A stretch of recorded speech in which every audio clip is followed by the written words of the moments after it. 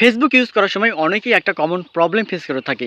এই প্রবলেমটা হচ্ছে আপনি যখন ফেসবুকে স্ক্রলিং করবেন, ফেসবুকের নিউজ ফিডে দেখবেন যে অনেক সময় অনেক সেনসিটিভ বা অনেক খারাপ ভিডিও কিন্তু প্রতিনিয়ত আসতে থাকে।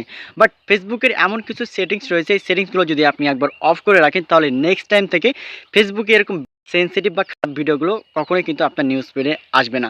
সো কীভাবে এই সেটিংসগুলো আপনি পাবেন, কীভাবে বন্ধ করবেন, কোথায় সেটিংসগুলো পাবেন, জানতে হলে ভিডিওটা স্কিপ না করে শুরু থেকে শেষ পর্যন্ত ভিডিওটা দেখতে থাকুন। ফার্স্টে আপনার ফোনে ডাটা অথবা ওয়াইফাই অন করে নেবেন। নেওয়ার পরে আপনার ফোনে যে ফেসবুক আছে ফেসবুকটা ওপেন করবেন। ফেসবুক ওপেন করার পরে আপনার ফেসবুকের হচ্ছে আপনার সেটিংসে আসতে হবে। সেটিংসে আসার জন্য আপনার প্রোফাইলের আইকনে ক্লিক করার পরে এখানে সেটিংসের অপশন পেয়ে যাবেন। দেন আপনি নিচের দিকে স্ক্রল করে আসার পরে দেখতে পাবেন লেখা থাকবে সেটিংস অ্যান্ড প্রাইভেসি অপশনে আপনি ক্লিক করবেন।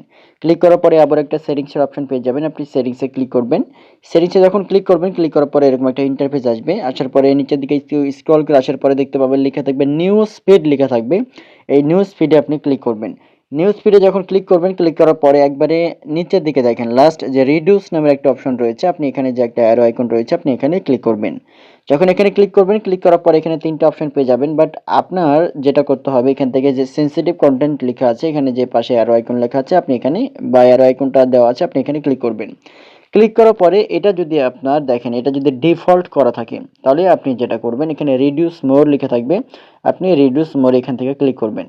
আপনি রিডিউস মোরে যখন এখানে ক্লিক করবেন, ক্লিক করার পরে নিচের দিকে ওকে লেখা থাকবে, আপনি এখান থেকে ওকেতে ক্লিক করবেন। যখন ওকে ক্লিক করবেন অটোমেটিক্যালি কিন্তু এটা আপনার হচ্ছে রিডিউস মোরে এটা কিন্তু এখান থেকে আপনার টিক মার্ক বা এখান থেকে আপনার এই চিহ্নটা হচ্ছে ব্লু টিক মার্ক একটা এখানে অপশনটা চলে আসবে। এখন থেকে যেটা হবে আপনি ফেসবুকে যখন স্ক্রল করবেন, আপনি ভিডিওগুলো দেখবেন, আপনার ভিডিওর সামনে অর্থাৎ নিউজ ফিডে কিন্তু কখনোই কিন্তু এরকম ধরনের সেনসিটিভ বা ব্যাড কনটেন্টগুলো কিন্তু আসবে না।